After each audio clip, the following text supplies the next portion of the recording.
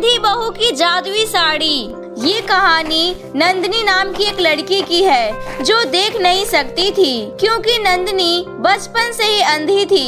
उसके माता पिता ने उसकी आंखों का बहुत इलाज करवाया, लेकिन नंदिनी फिर भी इस खूबसूरत दुनिया को देख नहीं सकती थी, जिस वजह से उसके माता पिता अक्सर बहुत दुखी रहा करते थे। और समय के साथ साथ जब नंदिनी बड़ी हो जाती है और जब उसकी शादी की उम्र हो जाती है, लेकिन वो घर का कोई भी काम ठीक तरीके से नहीं कर पाती थी, इसीलिए उसकी माँ सुमित्रा हमेशा उसके काम में मदद किया करती थी। वही नंदिनी के पिता महेश की अपनी खुद की कपड़ों की दुकान थी और उसी की वजह से उनके घर का राशन पानी चलता था। और अब समय के साथ साथ महेश और सुमित्रा को अपनी बेटी नंदिनी की शादी की चिंता होने लगती है। ऐसे ही एक दिन सुमित्रा महेश से कहती है, सुनिए जी, अब हमारी बेटी शादी के लायक हो गई है, तो अब हमें उसके लिए लड़का ढूंढना चाहिए।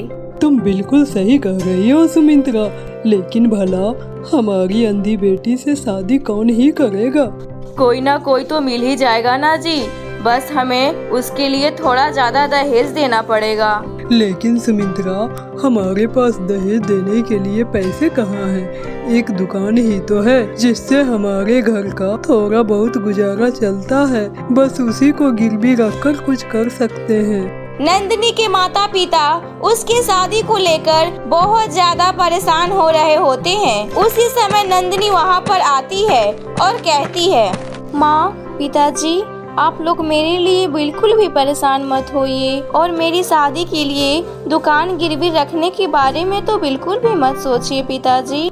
लेकिन बेटा, तुम्हारी शादी के लिए हमें पैसों का इंतजाम कहीं न कहीं से तो करना ही होगा ना, इसलिए तुम इन सब चीजों की चिंता मत करो, हम है ना। ऐसे ही अगले दिन महेश अपनी दुकान गिरवी रखकर अपनी बेटी के लिए रिश्ता ढूंढना शुरू कर देता है। तभी एक दिन विनोद नाम का एक लड़का अपनी माँ सुलेखा के साथ नंदिनी को देखने उसके घर आता है।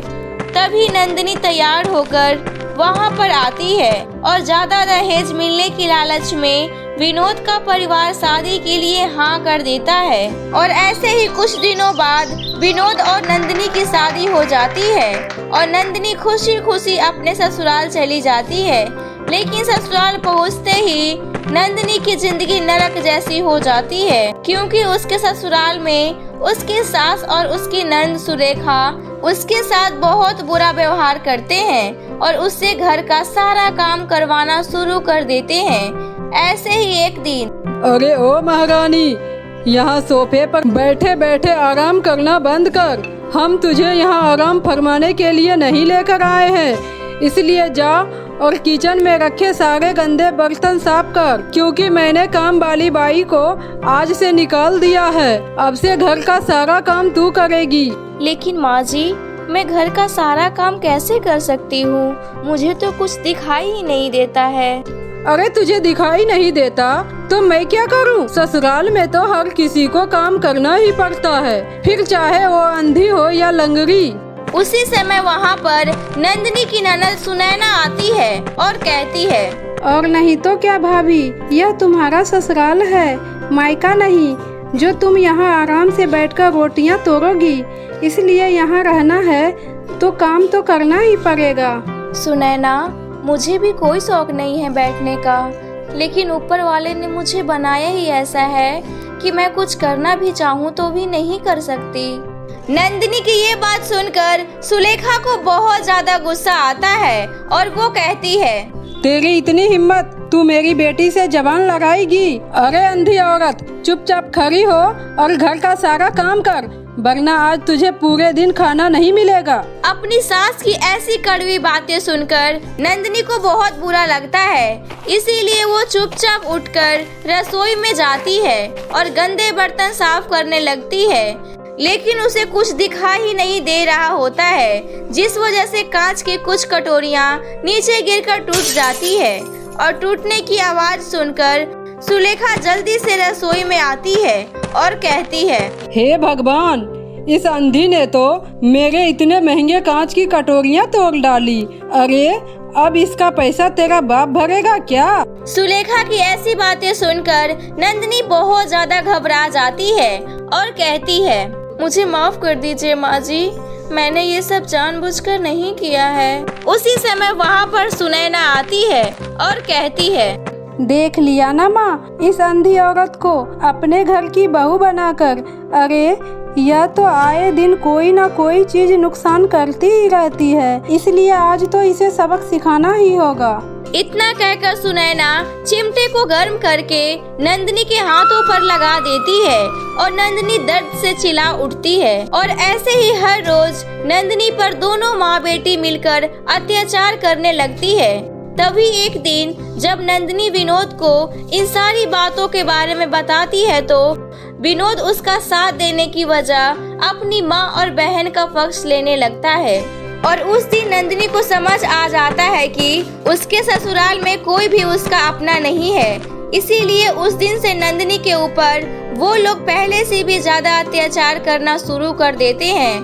तभी एक दिन विनोद अपनी माँ से कहता है, माँ, मैं आपके शर्त के अनुसार उस अंधी लड़की से शादी करने के लिए तैयार हो गया था, लेकिन आपको तो पता है ना कि मैं किसी और लड़की से प्यार करता हूँ और अब मैं उससे शादी करना चाहता हूँ। मुझे पता है बेटा, लेकिन तुझे शादी करने से पहले इस अंधी का कुछ करना होगा। उसी समय सुनैना कहती है, भैया मेरे पास इसके लिए भी एक बहुत अच्छा आइडिया है, आप कहो तो मैं बताऊं? इतना कहकर सुनैना सबको अपना आइडिया बताती है और उसका आइडिया सुनकर विनोद बहुत ज्यादा खुश हो जाता है। और अगले दिन सुबह नंदिनी को पार्क में घुमाने के बहाने वो नंदिनी को एक घने जंगल में लेकर जाता है, जहाँ कई सारे जंगली जानवर रहा करते थे। उसी समय नंदिनी को कुछ ठीक नहीं लगता है और वो कहती है, सुनिए जी, ये आप मुझे कहाँ लेकर आए हो? यहाँ तो बहुत सन्नाटा है, क्या यहाँ पर कोई इंसान नहीं है क्या? अरे यह तुम कैसी बातें कर रही हो? यहाँ पर तो कितने सारे लोग हैं, लेकिन जब तुम्हें दिखाई ही नहीं देता तो तुम्हें कैसे पता चला? इसलिए तुम बस यहीं पर रुको, मैं अभी आता हूँ। इतना कहकर विनोद वहाँ से चला जाता है और नंदिनी बेचारी जंगल के बीचों बीच अकेले खड़ी होती है। और ऐसे ही देखते देखते शाम हो जाती है, लेकिन विनोद अभी तक वापस नहीं आता है। तभी नंदिनी बहुत ज्यादा घबरा जाती है और जोर जोर से रोने लगती है और कहती है, हे भगवान, ये क्या हो रहा है? क्यों मेरे पति मुझे यहाँ छोड़कर चले गए? क्योंकि मैं अंधी हूँ, लेकिन इसमें मेरी क्या गलती है? अब आपने मुझे बनाया ही ऐसा है तो। नंदिनी ये सब सोचकर जोर जोर से रोने लगती है कि तभी उसके पास एक छोटी सी बच्ची रोते हुए आती है और उससे कहती है, दीदी मेरे पैर में बहुत चोट लग गई है, मुझे बहुत दर्द हो रहा है, प्लीज मेरी मदद कीजिए दीदी। उस बच्ची की आवाज सुनकर नंदिनी अपना दुख भूलकर उसकी मदद करने लगती है। तभी वो अपनी साड़ी में से कपड़ा फाड़कर उस बच्ची के पैर में बांध देती है, जिसके बाद वो बच्ची अचानक से एक सुंदर सी परी में बदल जाती है और कहती है, नंदिनी तुम एक बहुत ही अच्छी इंसान हो, इसीलिए बस मैं तुम्हारी परीक्षा ले रही थी और तुमने ये साबित कर दिया है कि अगर इंसान किसी की मदद करना चाहे तो उससे आंखों की जरूरत नहीं पड़ती, बल्कि उनका मन अच्छा होना चाहिए। इसीलिए अब मैं तुम्हारी मदद करना चाहती हूँ। तो बताओ तुम्हें मुझसे क्या चाहिए नंदिनी?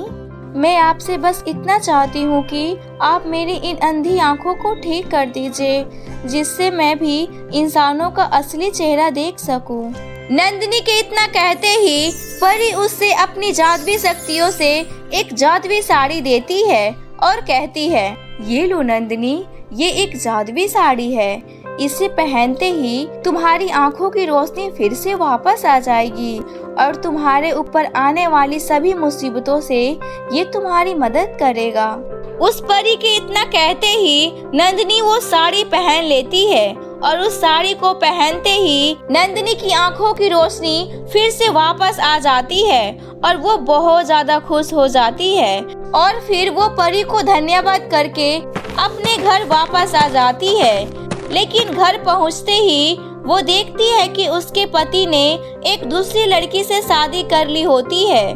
और वो लोग भी नंदिनी को जिंदा देखकर बहुत ज्यादा हैरान हो जाते हैं। अरे ओ मनहूस, तू वापस कैसे आ गई? तुझे तो मेरा बेटा जंगल में छोड़ गया था ना।